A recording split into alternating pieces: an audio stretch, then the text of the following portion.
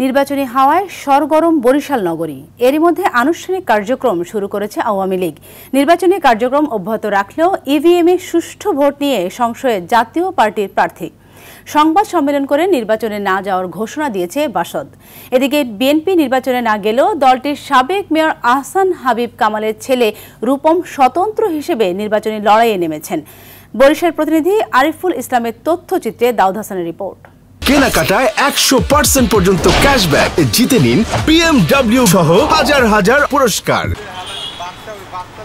আগামী 12 June Barishal city নির্বাচনের ভোটের দিন ঘোষণার পর সরগরম বরিশালের রাজনীতি। সবার মুখে এখন নির্বাচনী আলাপ। কে হচ্ছে আগামীর নগরপিতা? পোস্টার, ব্যানার, ফেস্টুনে ছেয়ে গেছে পুরো নগরী।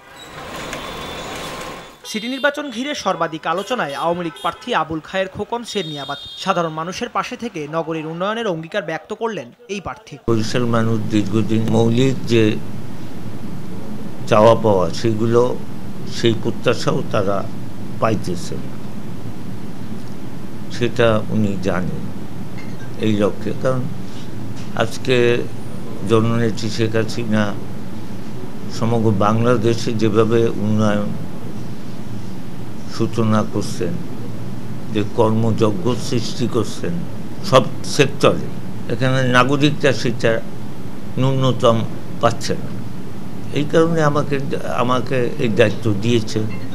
অবশ্যই আমি এই দায়িত্ব পালন করব।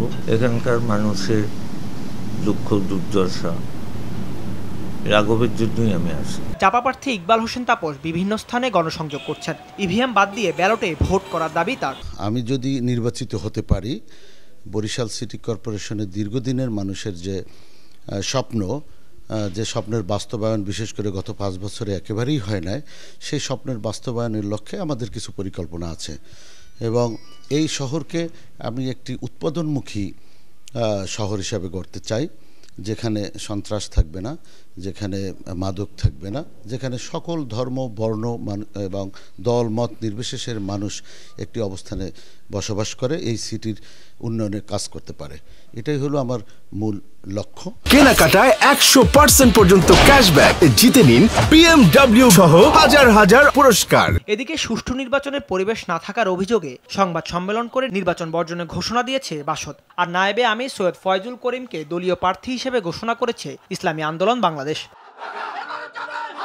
বিএনপি এই সরকারের অধীনে কোনো নির্বাচনে না যাওয়ার কথা জানালেও তাদের সাবেক মেয়রের ছেলে কামরুল আহসান রূপম স্বতন্ত্র প্রার্থী হিসেবে মাঠে নেমেছেন। কেন্দ্রীয় কমিটি ছাত্রদলের আমি সদস্য ছিলাম, তো আমি মনে করি আমার পিতার থেকে শিক্ষা এবং এ দলের সাথে আমি সম্পৃক্ত থাকার কারণে আমি মনে করি যে আমি মানুষের সেবা, আমার পিতার ন্যায় মানুষের সেবা এবং জনগণের সাথে এবং দলীয় নেতাকর্মীর সাথে সুসম্পর্ক বজায় রেখে আমি আগামী দিনে রাজনীতি আরও সুন্দরভাবে করতে পারবো এবং আমি সেই বিশ্বাস থেকেই আমি নির্বাচন করতে চাচ্ছি। বরিশাল সিটি কর্পোরেশনের 30টি ওয়ার্ডে ভোটারের সংখ্যা 2,74,995 জন। দাউদ হাসান, RTV।